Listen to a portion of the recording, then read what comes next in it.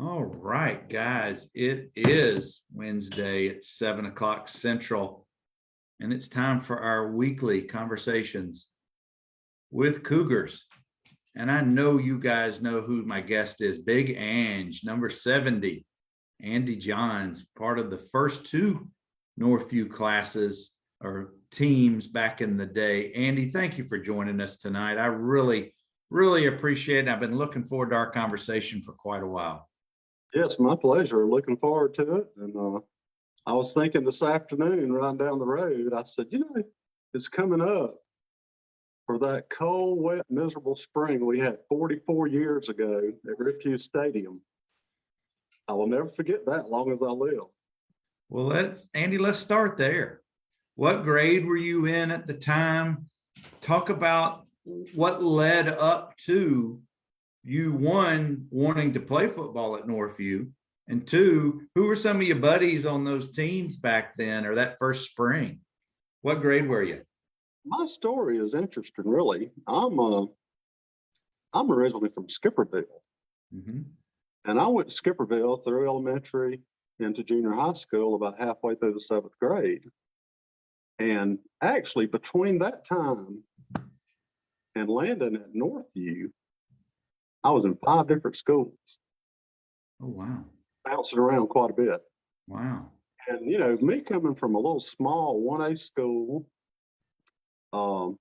you had one class for each grade. I think there was one grade that had 2 classes. Mm-hmm.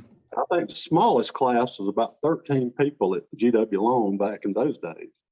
Wow. But from that to Dothan, really, I don't know if I'd have been a lot more shocked by going to New York City or Atlanta or something. I mean, it was a big change for this old country boy. Yeah. Anyhow, my story is one of these. It's really a good story. And the gratitude and appreciation and love I have for Coach Parrish is very heartfelt and deep, because I played sports through elementary into junior high school at Skipperville. Mm-hmm. But all them moves, I never got grounded really good. And Coach Parrish, I'm one of those kids that Coach Parrish in the 10th grade, in the chaos that it was at Dothan High School, he pulled me to the side one day and asked me about playing football. I had not played football since 7th grade. And I've been thinking about it. And I accepted that challenge. And the next thing I knew, I was at Riphew Stadium. And to tell you about that spring, I distinctly remember the 4 corners of the stadium. You got on each end of the bleachers, You had your little area. We had had stuff set up in each corner.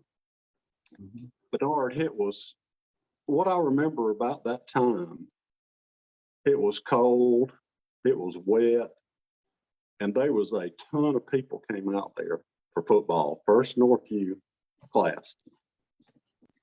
And there's no question that Coach Parrish and the coaches were going to, who wore that maroon and gold, Mm-hmm. they were going to want to be there. Yeah. To endure what we did that spring. But it was a challenge. But I'm going to add one thing that was a defining moment in my playing football at Northview. And I think it carried well into life. And I think it's still with me today. But I was the kid in the hallway. Coach Parrish pulls me out, asked me about, hey, you want to play ball? I did. But I can't remember at what point in that spring practice over there that was just tough. I had, and I'm not going to go in detail what I did, but I did something wrong and I didn't come to practice one day. And it was a Friday. So I see Coach Parrish on Monday. And he says, well, Andy, and if you want to play football at Northview, at this point, you're going to have to prove to me that you want to play football. He says, next week, You stand after practice every day. And this was really a very defining moment. But Monday through Thursday, I stayed after practice, roll, belly flop, the whole miserable. I mean, this was after a brutal practice too.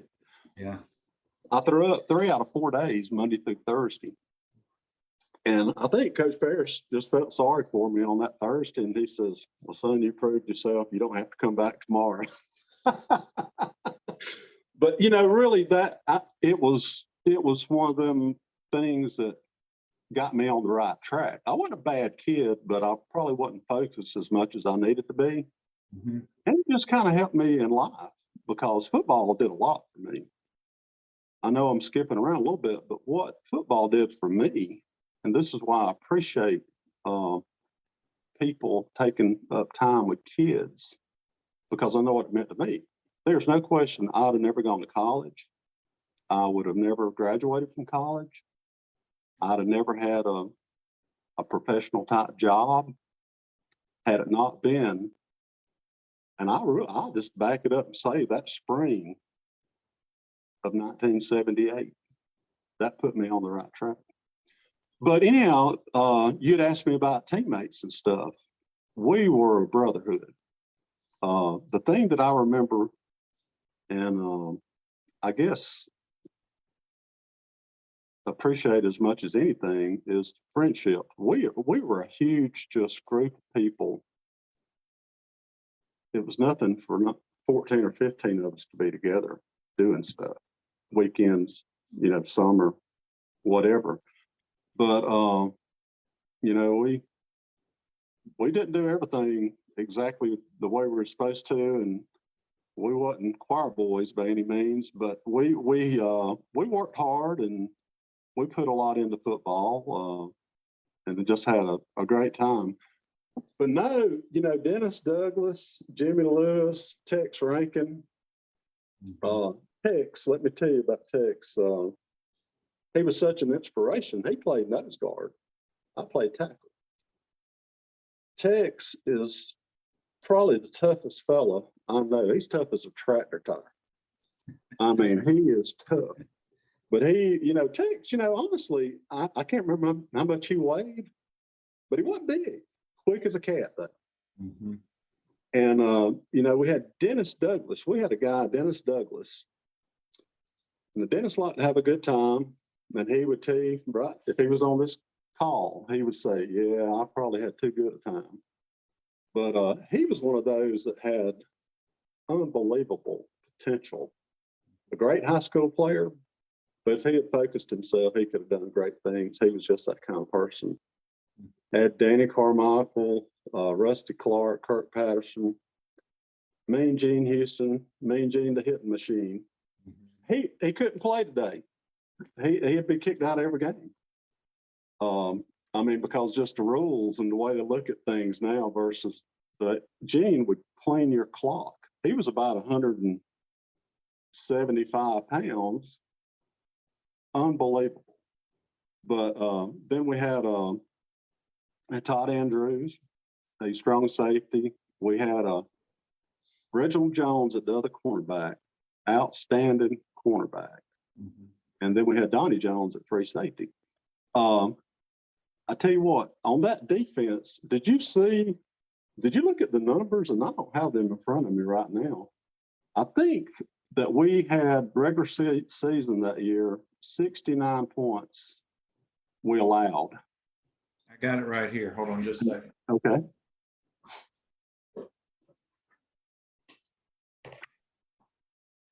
While we're taking a quick break, guys, I've got Andy Johns with us, but Andy, you're getting all kind of love. I can't let this go by too long because I got to tell you who's on with us already tonight. Charles Bronson. I got to run through it because there's too many comments, too many people. Charles Bronson, Bud Young, Mark Chambliss, Doug Jones, Kevin Jackson. Who have I missed? I know there's some more. They've already rolled on and off, but you're going to have to get into the comments afterward, Andy, because there's so many of them that have rolled through. it's hard for Those me some to great keep up. guys you just mentioned there. There's some great guys. And I want to talk about that 81 class when we get down the road a little bit in our conversation. Okay. All right. But, The 78 team gave up 150. okay. But the 79 team, holy smokes, only gave up 98. Listen to this, guys. Here's the number of points the team gave up in order: 0, 3, 0, 6, 0, 7, 28, 15, 10, 0. And then the final game was 29, a loss to Baldwin County. Yeah. That's phenomenal. A second year team. It was. And, no just crazy, outstanding. We didn't have Larry Roberts type people on our team. Yeah. It was just a gritty group of folks that just got after it, and was what we had been through, though, the year before, and prepped us to where we were. And had it not been, and I'll say this, I know Bud Young, he's always like, man, how did y'all not win the championship? We did. Yeah. Didn't have a ton of depth, and we had a couple of significant injuries.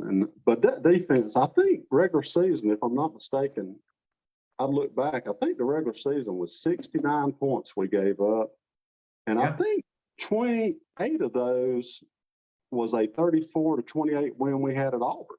That's right. Auburn High School. Right. So if you really took out that one game, look how many points we allowed that year. The only regular season loss was a 1-point loss to Enterprise. And then deepest wound in my football memory bank, that particular game.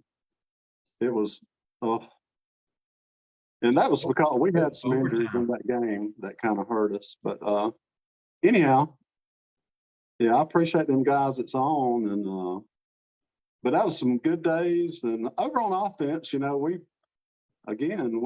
covered the defense pretty much on who we had there. But offense, first of all, Steve Ince and Dwight Jones, studs. Now, Andy, before you go too far talking about those two guys, I got to give you a heads up. Yeah. Number 25 has just joined the conversation. So he's there. You want to say hello to him. Yeah, hello. glad to see him. I know he was on that previous call. I wish we could all been on there together. That was a fun conversation. But what a talented backfield that 79 team had, wasn't it? Yeah. I remember I went to the dentist one day and had something pretty significant done. I can't remember what. And they even put me on the gas that day. Used to do that some. I don't know if they still do. I hadn't had anything like that, thank God, in a long time. I remember come back and my head hit Steve's thigh.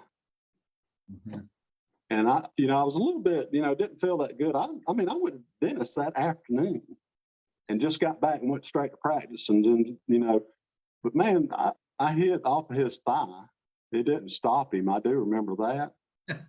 And I told Coach Hicks, I said, Coach, I'm not well. I don't think I need to be out here right now. I had to take a little break. But let me tell you about Dwight. A lot of people, and I know we've talked, I've heard it on the conversation before about him going out from Northview out to Oklahoma to the junior college. A lot of people don't know this, but that didn't work out. He shows up at East Central in Decatur, Mississippi with me. We actually roomed for a little bit there because he come in, it was late in fall practice. And of course, Dwight Jones, the talent he is, he was on the field immediately. But anyhow, I don't know. It didn't work out. He hit me up one day, said, man, take me to the bus station in Meridian.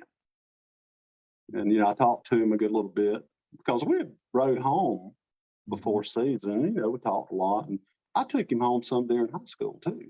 So I knew Dwight pretty well. And but he come out there. He played, it seemed like 3 or 4 games out in junior college with me. And it just didn't work out for him. But what a talent he was. And then, of course, the line, we had the two good sized tackles back in that day. Of course, we were not big as these kids these days. I mean, it's amazing. I guess it's steroids and chicken or something. I don't know. They're huge, you know. But we had Tony Hall, T Hall, and Todd Green. We called him Truck. Had Flip Span at center. I mentioned to you about that picture. I got a picture and could not find it. I dug for it. It was the pigskin preview for our senior year. I had me and Flip, and we had this cougar from this car dealership in Enterprise. Mhm. And, you know, we was all there. We had two guys from Dothan Hill, Marcus Hill, and I think it was Scott Riley. They were linebackers. Mhm. A couple of guys from HA, Philip Tidwell, and Steve Spann. And then me and Flip. But I remember that cougar. They brought him out, had him on a leash, you know, like you would a dog. Yeah. But I was looking at him. He seemed a little restless to me. The cougar did. Yeah. And they said, "Which one of y'all?" Because me and Flip was in front. They said, "You know, which one of y'all wants to hold the cougar?" And I said, "Just let Flip hold him." He started dragging him. Flip was on one knee, kind of going across the, you know, a short distance. It wasn't that long, but it was hilarious. Well, But Andy, if I can get that picture, find it, I'm gonna send it to you. So I haven't seen that. I haven't seen that yet, but I did find in a couple of yearbooks photos of a live cougar on the sidelines or somewhere at Rip Hughes in a cage, and there were cheerleaders around it. It's probably the same cougar at the time, but I never knew that a live cougar was part of the program at any point in time. I just think that's phenomenal. Just phenomenal. Yeah, it was a Lincoln Mercury dealership in Enterprise that had that cougar because it had TV commercials. Yeah, it was on the TV commercials. That's incredible, guys. I'm talking with Andy Johns. Andy was 11th and 12th grader the first 2 years of the school's football program and the school as a whole. Andy, let's step back away from football for just a minute. Sure. Let's talk about the transition into high school. Let's talk about the school spirit and what it was like to be at a brand new campus, a brand new school, because I would assume, I know you said you skipped around from Skipperville leading up to going into high school. Was there ever discussion or thought that you'd be at Dothan High, or did you know about the plans to open up Northview in 78 and those kind of things? I was at Dothan High in 10th grade. Oh, okay. Did not realize that. That's another thing I heard, like, I think it was Reed that talked about coming to Dothan in junior high school, maybe Marty Mathis. He come and see a lot of that. He didn't know. I think Sam Dye come. He wasn't from Dothan. I wasn't from Dothan. I come in the 9th grade. Yeah. Went to Girard at whatever point that I went to Girard that year. Then went to Dothan High. And then, of course, everybody knew it was, here comes Northview, you know. So, and again, with that, that's when Coach Parrish said, "Hey, you know, you want to play football?" And so it all worked out, you know. And but the spirit, man, I tell you what, it was 10th grade. And again, I'm from Skipperville. Okay, here I'm at Dothan High School. Now, you talking about crazy. The number of kids over there, I always said it wasn't even organized chaos. It was unorganized chaos because couldn't control it. And I left. You could randomly just leave school. Nobody would know about it. I did that. Randy, there was over 3,000 students at Dothan High at that time. It was the largest, I think at the time, it was the largest high school in the state. I didn't know that, but I knew it had to be way up there because it was just busting at the seams, and there was no way to control everybody. But so I had the opportunity to go to Dothan High, and you know, I was adjusting to Dothan. But you get there part of a year here, and you go to another school, and then. But I'm very grateful to Coach Parrish for hopefully seeing something in me that led me to get involved. And it kind of set the path for me. And I love Coach Parrish. He means a whole lot to me. Andy, a couple more folks have rolled in. I want to make sure that you know that they're here. David Mims and Faye Flowers Phillips have both joined us. So thank you both. Yeah. Hello, y'all. Guys, I'm talking with Andy Johns. Andy, let's talk a little bit about Rip Hughes Stadium. And did it hold, like it does for so many of us, a special place in your heart? Just those times on Friday nights and being at the stadium and playing in those games in front of everybody. What did that mean to you back then? And what does it mean to you now? It means a lot. And I live in Abbeville now, but in Dothan, if I'm close by, I've taken little detours by there just to ride by Rip Hughes and look at it. But it kind of, you think about butterflies, you think about the band leading up to the game. And Bernard, when we played, the crowd, I think you've had a picture or two on there before about what the stadium looked, the stands. It was unbelievable. Dothan High and Enterprise, those type games, it was unbelievable. But yeah, it's a special place, and it was just such a for all of Dothan. But back then, we had a super quarterback club, but just a community support. It was special. It was a special time through our years leading up to y'all and the two championship teams. And that was a really special era there for, I'd say anyway, about 10 years. And I mean, not taken away from the other people that came later, but Yeah. It was special. Well, it'd be hard pressed to find another high school that within the first 6 or 7 years of its school had so much success on the field, including 2 championships, and frankly, 2 other teams that were caliber enough to have made it that way. They just didn't quite get there. Andy, I want to talk about the city of Dothan and being an 11th and 12th grader. For all of us, those are special years. You're getting your driver's license. You're finding you're exercising hopefully more freedoms away from your parents, or at least you try to, depending on your family dynamics. You're finding your way socially. You're certainly finding your way athletically, and you're just trying to figure out life. You talked about that maturity in 10th grade spring of what Coach Parrish and missing practice and post, what all that did for you. And frankly, 40 years later, it still has stuck with you all these years.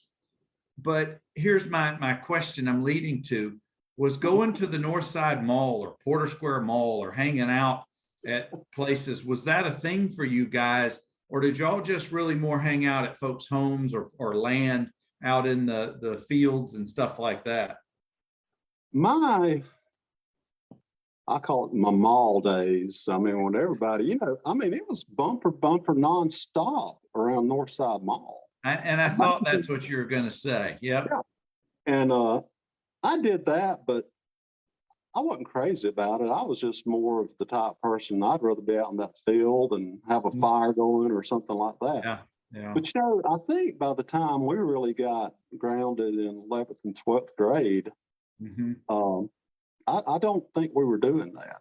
We would hook up now, don't get me wrong, but it would be at the cement pond, the power lines, designated spot. You all hook up there and then go. Didn't have the cell phones. And well, that's what I was going to ask you. Where you just named a couple of the places we all know about, but did any of your buddies or your family, anybody have any land that the family who owned the property said, yeah, y'all can just come hang out here, just don't get in too much trouble? But was there anything like that where you really kind of unsupervised, but you were on somebody's land out in the country? Yeah.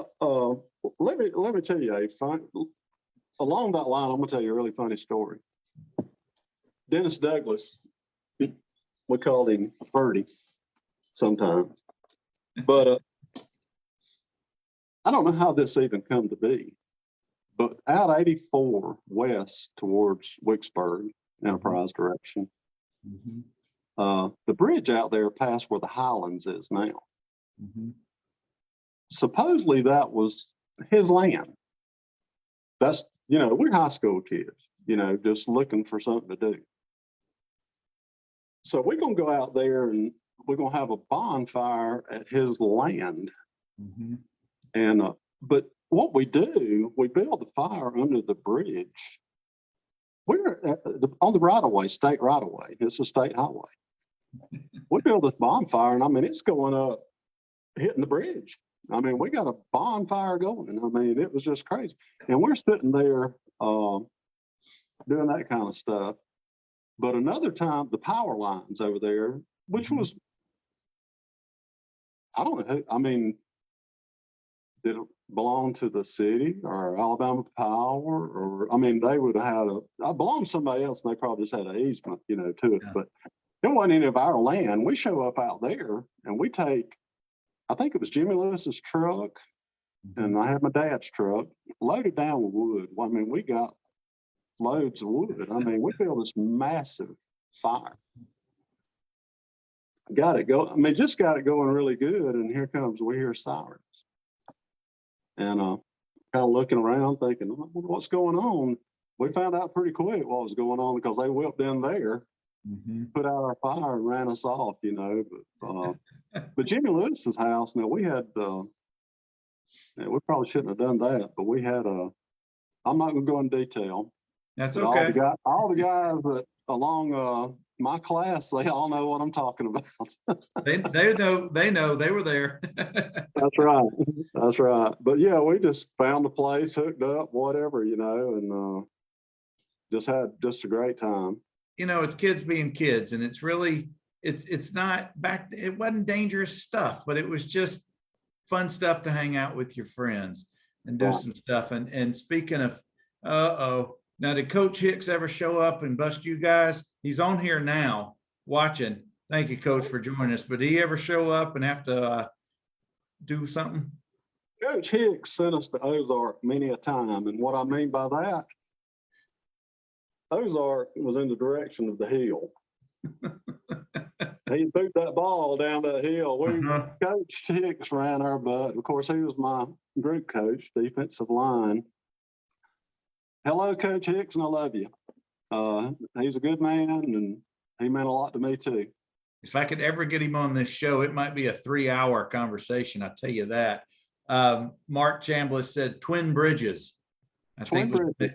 Now that's up north 231. Yeah, we spent time there too. Well, I've got there's some pretty interesting stories about Twin Bridges. That big old cable. They had a cable up there that just swung out into the river, the Chattahoochee River. Yeah, we used to have some good times there. Want to welcome, gosh, Andy, you got a bunch of folks who've rolled in. This is awesome. We got Chuck Jackson, who's closer to my grade. Joseph Johnson has just joined us. Thank you, JJ. Hey, buddy. And there's so many folks who've rolled through. Sometimes they roll off and I can't quite see them, but I'm telling you, when we're finished, you're going to have to go in there and look at all those comments. There's just too much good stuff. Guys, I'm talking with Andy Johns, number 70, played 78 and 79 for the Cougars. And he's just telling us a little bit of their antics off the field, but let's get back onto the field. Let's talk about 2-a-days, 3-a-days. Let's talk about how tough practices were in the late 70s when there was no such thing as really a sports science or giving you Gatorade, electrolytes, or anything like that. I've heard stories about guys drinking out of the mud puddles or wringing out the sweat off of their shirts that they wore into the pads. Set us straight, Andy. What was it like for you, 78, 79 during that time period, August preseason? How fun was that? This is going to be nasty, but I remember drinking out of the foot bucket, the ice bucket, getting a piece of ice. You know, coaches, you didn't have water breaks. I mean, it was kind of weird to think back on that because, you know, hydration and all this, but some of the guys, you know, in my class, we get together from ever so often, whether it's a reunion, whatever, and talk about that and drinking out of the ice bucket. People might not think much about that when you find out a foot was in it or had been in it. You know, it's kind of nasty, but any way you could get anything to wet your whistle, you might say, we did it. But Andy, it was, man, I tell you what. Character building. That's character building right there. It was. But that, you know, I forget how many pounds it was, But that, I think it was my senior year through two-a-days. Man, we'd have that morning practice, and all you could do is just, you were so, after practice, you couldn't eat. Yeah. You would just drink and lay down. And then you got to go back. It was tough. It was tough in them days.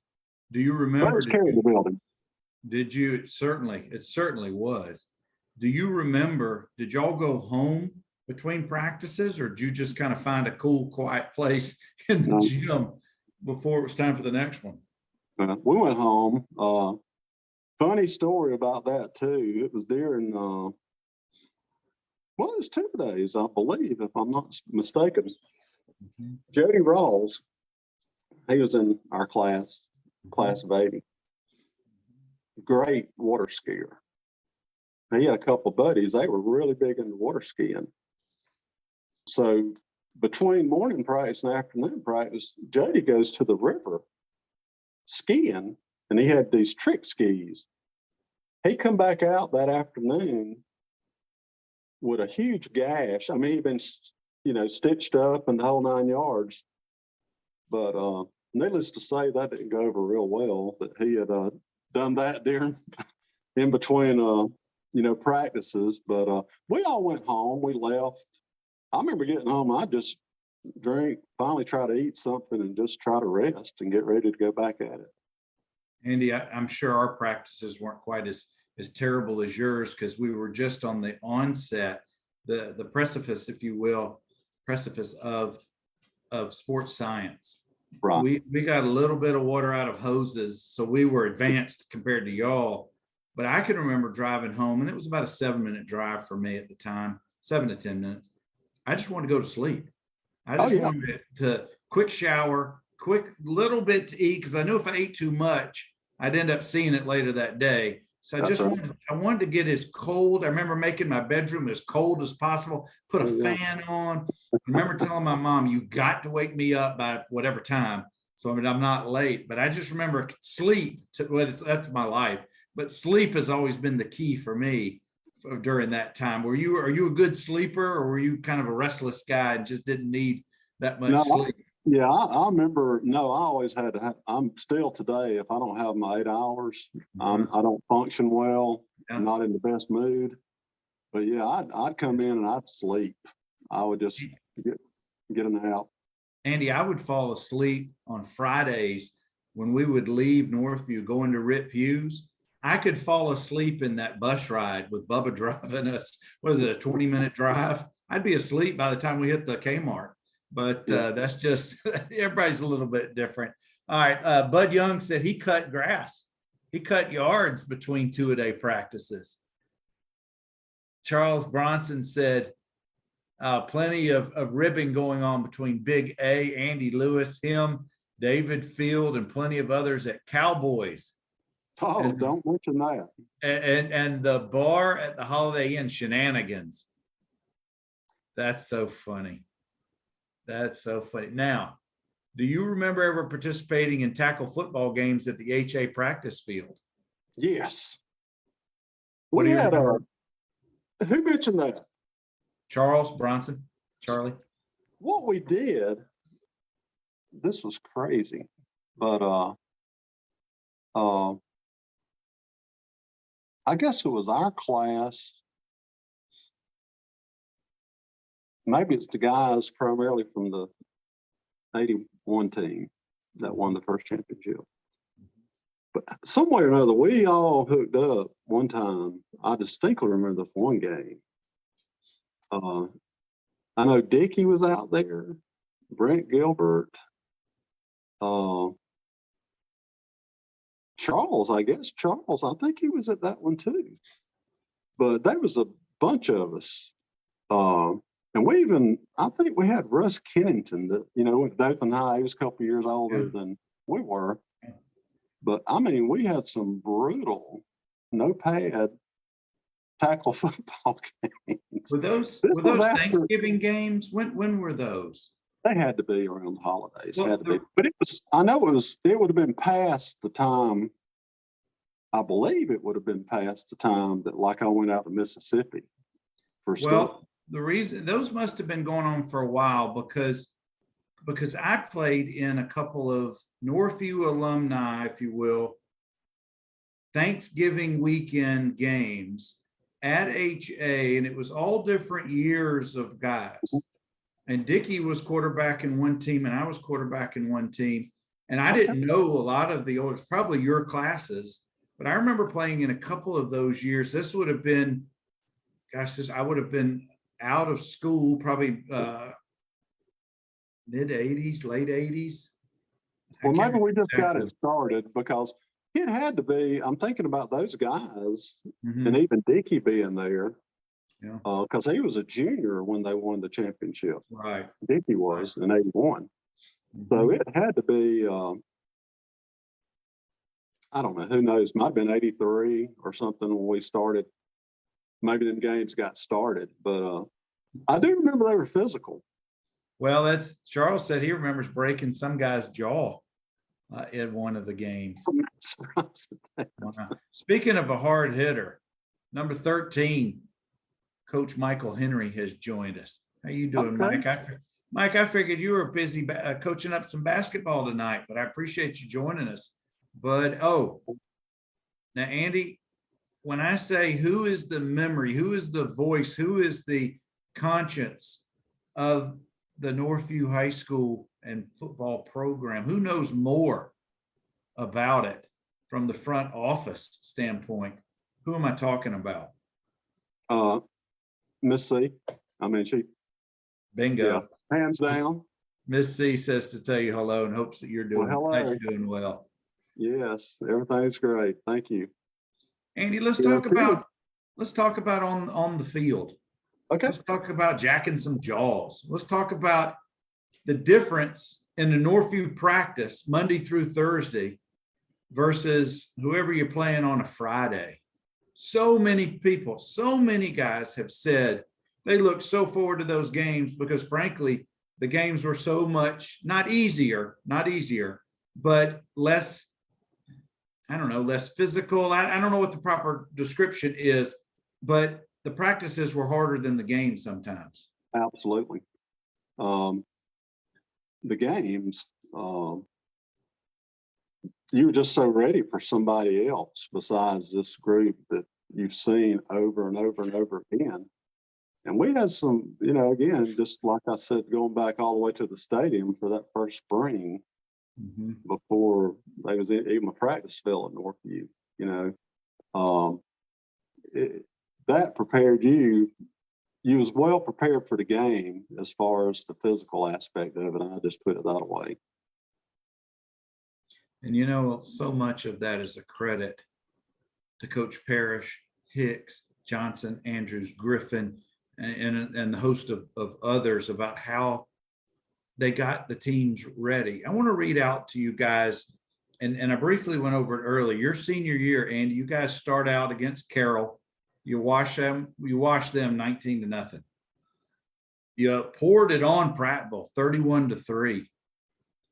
You beat Sidney Lanier 24-0. And historically, Sidney Lanier was a thorn in the side of Northview. You squeak by Eufaula 9-6. You're sitting at 4-0. And back then, we didn't play Dothan High at the end of the year yet. Played them the 5th game of the year. Y'all beat them 7-0. You're sitting 5-0 heading into Carver of Montgomery, then Auburn. Do you remember this time period with you guys, the second year that's ever been a program? You've only given up, I don't know, I have more fingers than points you've given up the first 9 points in the first 5 games. Then you take on Carver, Montgomery, and then Auburn. What's going on with the team sitting at 7-0 in 1979 heading into that Enterprise game? Just the wow, it was electrifying. Everything from being at school to going to the game and the crowd, the support, it was phenomenal. And again, like you said, this was the second year of existence. It was phenomenal. It was a phenomenal time. And like I mentioned earlier, the deepest wound in my heart from playing football was that Enterprise game. That was, we had Reginald, that game, Enterprise ran a wishbone. They didn't pass. Yeah. Reginald would get his leg broke. They throw a pass, score. And then I think it was, I may have this wrong, but I think Herschel Bird may have come in and got hurt in that same game at that corner. Anyhow, Enterprise, they didn't pass. They passed that night, and that's how they got. But they went. It was a guts. They went for two and got it. But that one play is what just haunts me. Well, we all certainly have those games that stick with us. But I want to back up a week because I truly think this is one of the more phenomenal games in Northview history. You go to Auburn, October 19th of 79. You had just beaten Carver of Montgomery at home the week before, 13-7. You guys had to score twice in the fourth quarter at Auburn to win 32-28. But here's what I think was, I wished I'd have been there. I want you to take us there if you can remember this. Dwight Jones scores with 33 seconds to go on a 3-yard run to put Northview ahead. Then Danny Carmichael kicks the extra point at Auburn. And that puts you guys at 1, 2, 3, 4, 5, 6, 7, 8-0. And you got to be ranked in the top 10 at this point in the state, maybe even top 5. How phenomenal of a game was that at Auburn to win so late?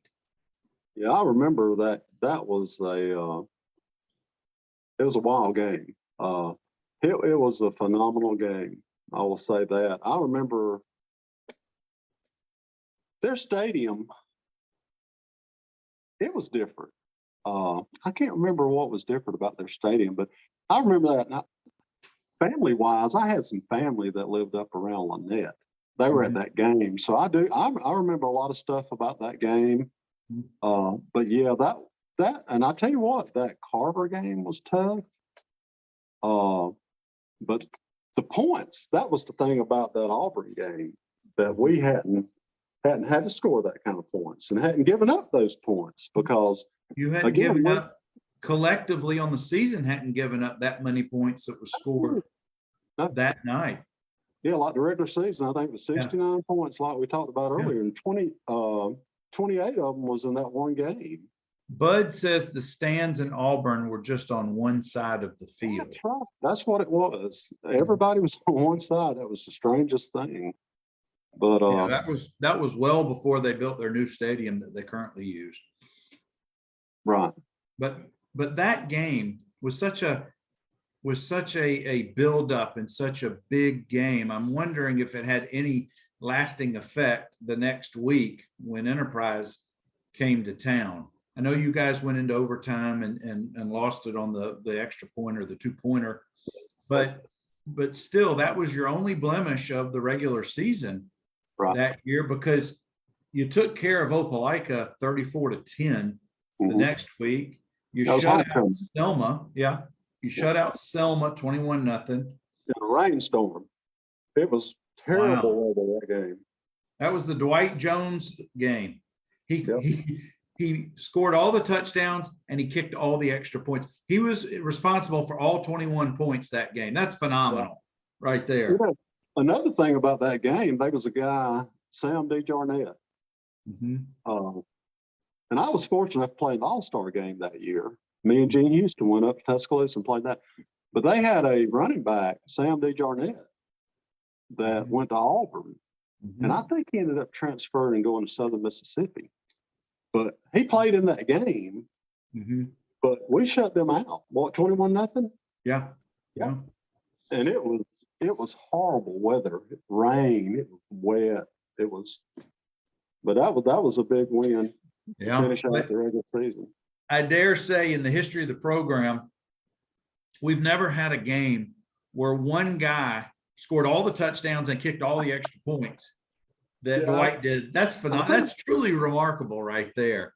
I think he But may have then- led the band at halftime too. That's right. Probably selling programs and popcorn. But then let's take us to the first round of the playoffs. You had to go to Baldwin County. Yeah. And Northview actually scores first. Dwight Jones, big run. Then Dwight Jones, extra point kick. But then it was the fourth quarter is really what did end. We were 14. I remember. This is, I mean, you remember that. You remember a lot more about those losses than you do the wins. Oh, absolutely. We were 14-3 at halftime. Personally, I remember that game too. I'd gotten to the quarterback 3 times, like in the first quarter. I stepped on somebody's leg, his or somebody, and twisted my ankle. It was after the first quarter. Tape me, and I stayed out there, but it was really hurting me because I was hurt and couldn't go full speed. But yeah, and they had a guy named Kelly Powell. He played in that All-Star game. He went to Ole Miss. Yeah, Quarterback. First of all, we'd never seen anybody pass like that. Yeah. They aired it out, and that's what ended up just getting us. Yeah, we had some turnovers too, I remember, but yeah, it was 14-9 going into the fourth, and then Baldwin scored 3 times to put away the team. But that was to be 9-1 in your second year. That's a pretty awesome building base for 2 years later being state champs. You know, the 80 season after you'd already graduated, they were 7-3. Then 81, we know what happened there, and that's largely, in my opinion, the greatest season in Northview history. And I would argue, even though my team won the state title, I would put your 79 team up against our team in comparison. No question. When you're only giving up 60 odd points in the whole season leading up to the. Now, let's go to that. Go back. I don't mean to skip around on you. That's your last game. That's your last high school football game. yes, I'm sure that had to have been very emotional for all the seniors. Very tough ride back from Baldwin County. But at that point, did you know, this is in November of your senior year, did you know you'd be playing ball somewhere the next school term, or had you not gotten that point yet? no, I hadn't got there. That is an interesting story in itself, and it's very worthy of sharing. Had no idea. Come back from Baldwin County, I had my foot propped up. It was big as my knee, my ankle was. Went to school on crutches. I mean, I had a severe sprained ankle. Yeah. But tell you how this funny story. Dennis Douglas, that I mentioned earlier, he had a band. There was a load of us. Lord, who was it? It was Dennis Douglas, Gene Houston, me, Tony Hall. I think Jimmy Lewis went with us, and a couple of guys from Dothan. We piled in that van and took a little tour over to Mississippi. Went to 2 junior colleges, had a tryout. This was at their spring practice. And went to these two schools, Jones Junior College and East Central. And we tried out. Both of those, fortunately, offered me to come play ball. East Central offered me and Tony Hall. And of course, I wanted to play. And I said, I talked to Tony. And I said, well, this is a long way from home, which was only 4.5 hours. But back then, that's a long way from home. I'm going to Mississippi. And we talked about it. So we're going to go together because they had offered him as well at East Central. Because in hindsight, I'd have probably gone to Jones. I mean, I just would. They had nicer facilities and stuff like that, and they'd had a little better program at the time. Tony falls in love that summer. And I remember him calling me or whatever we did. I remember says, man, I'm not going. because he had met Kim, his wife, still, of course, together and happily married for all these years. Yeah. But here I am thinking, man, I got to go to Mississippi by myself. But there was a couple of guys from Enterprise that went, and it was a good experience. But that was really funny that we loaded up in a van and took off to Mississippi and had tryouts and did that kind of stuff. That's crazy. And It's a different time. It was a different time. oh, it really was. And I know that each year, it seems like, certainly over the decades, the NCAA's rules and regulations are like shifting sands. You never can really keep up with what's allowed and what's not allowed. And frankly, it's also confusing. I'm glad I don't have a child of the age of being recruited anymore, because it would just drive me insane. But back then, you could do stuff like that. You could show up at camps, or you could call up a coach or have your coach call them up and say, hey, do you need a strong safety? And let me come up and do a tryout. That's awesome that you guys all loaded up and went and did that. Hey, and a funny story about that, let me tell you, on the way home, it was after that second day, we drove back to Dothan. And we was in Opp, Alabama, on the way back on 84. And I was the only one awake, and I was driving. And I distinctly remember this as well. All of a sudden, bang, boom, boom, boom, had a flat tire. This was late at night. Opp, Alabama, there was nothing around there open at that time. Yeah. Dennis was over in the passenger seat. He was just sleeping hard, I'm talking about. I said, man, we got a flat tire. He said, keep going, keep going. But no, we actually pulled over, and somebody shows up, and they know the guy that runs the gas station. They either call him or go get him or something, and the dude comes and changes the tire. Didn't even charge us a cent. I don't know if we had a cent to pay him. Wow. But we probably spent all the money we had. But anyhow, that was just a funny thing. Wow. I want to we've got a couple more minutes, Andy. I want you to share a little bit about the coaches. These coaches at that time, 78, 79, frankly, weren't that much older than the guys in the school, the players on the team. But I want you to share some of your impressions, some of your memories about Coaches Parrish, Hicks, Griffin, Andrews, any of those coaches who you interacted with or played for back then. Yeah. Bernard,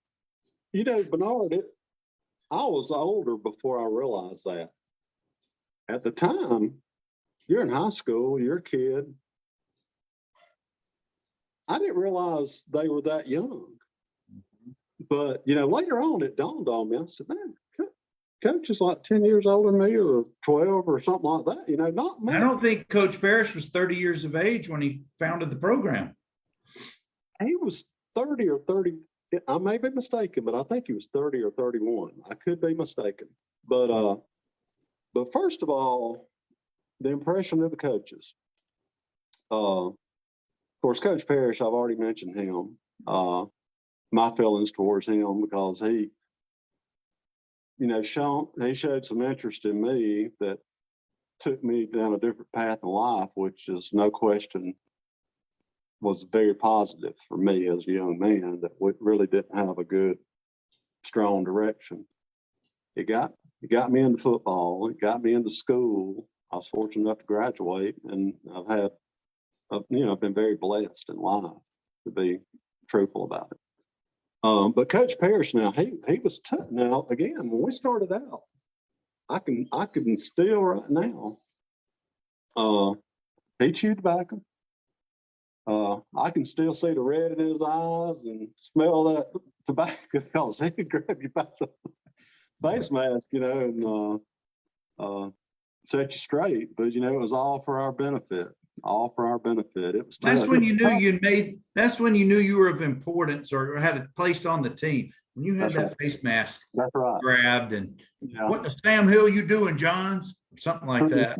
Yeah, it was pretty intimate when you're right there facing. Yeah, You yeah. see him eyeball to eyeball, you know. You're looking But in, anyhow, he's looking in your soul at the time. yeah, love Coach Parrish. Means a lot to me and always will. And he knows that, I think. But Coach Parrish, we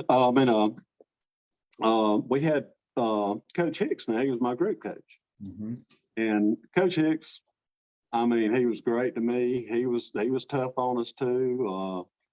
He'd send us to Ozark on a regular basis. You know, us defensive line would be in our group, and he could punt a football too. By the way, I think he punted at Troy or kicked at Troy, Mhm. if I'm not mistaken. So when he sent us to Ozark, he sent us to Ozark. And but coach was good. He gave me an opportunity to play, and you know, so he means a lot to me as well. We called Coach Johnson. He coached linebackers and ends. He was a character, and we all just always had a really good time with him. Had a nickname, Winnie Leg. He had kind of small legs, but kicking the football and stuff, he couldn't do it quite like Coach Hicks, best I remember. But I tell you another man that really was an inspiration and I'd say a mentor to every single one of us, Coach Griffin. Mhm. Coach Griffin, and I would see him, and it's been a while now, but say 10 years, we've been out of high school 42 years. But 10 years ago, I could see him in a grocery store or something in Dothan. And, it was just really, really great to see him. And I know there was some mentioned a while back about maybe him having some health issues or something, I think. And I'm not sure about that, but I hope he's doing well. And certainly, I think he's doing well. I spoke with his daughter actually today. I think he's doing well now. And I'm really still working hard to get him on this show sometime this spring. oh, he'd be great. He would We be would great. never end the conversation. It would just go on and on and on, but it would be so worth it. But one thing I posted today, Andy, I don't know if you saw this, in 1966, Coach Yes, I did. Griffin became the first African-American football player to play at Dothan High. I didn't even know Coach was from Dothan. I really didn't know that. And But that was Coach Hicks was one of his linemen. I didn't know they played together. what well, I tell you what, couldn't have been a better first than Yeah, Coach Griffin. yeah. Yeah, great So man. I Great can't man. wait to share his story. He's got just a remarkable life's journey. But Andy, Yes. we've got just another minute or so, and I want to thank you for sharing some great memories with us tonight and mentioning so many of your teammates and on and off the field. Can I mention one other person? You can mention as many as you want. Mike Marshall. We go back to, he talked about injuries, and I think maybe when you had Marty on, talked about that a little bit. Mm-hmm. But Mike Marshall, he broke his neck, had a car wreck, couldn't play senior year. He was devastated. We all hated that because Mike Marshall was a heck of an offensive guard. Mm-hmm. Fundamentally, he could move somebody's butt. Mike had his big legs and butt, kind of like me, but he wasn't huge upper body. But man, he could drive somebody. But he was a great guy. You know what? And I'm going to mention this. You had mentioned about Mike Henry being on, and Marcus. I've certainly hated that. I would see Marcus around town. He always had the biggest smile, just a good heart, and such an influence on so many people. But we're to the point, I'm an older guy. We've lost several of our people that we play ball with. And I really hate that, but that's life. But they're Cougars. We're all Cougars. And it sure means a lot to me. And I think it does to a lot of other people that we had Northview. And I hate to see it gone. It's not the same riding down from Abbeville to Dothan and not having Northview High School. And you know, Andy, what's so remarkable about this program and the school, of course, but the program, when you mention a Marcus Henry, Yeah. when you mention countless other names of what good men and women that they've become in later in life. It's one thing to just have this snapshot of 3 or 4 years of your adolescence and you're growing up and you're finding your way.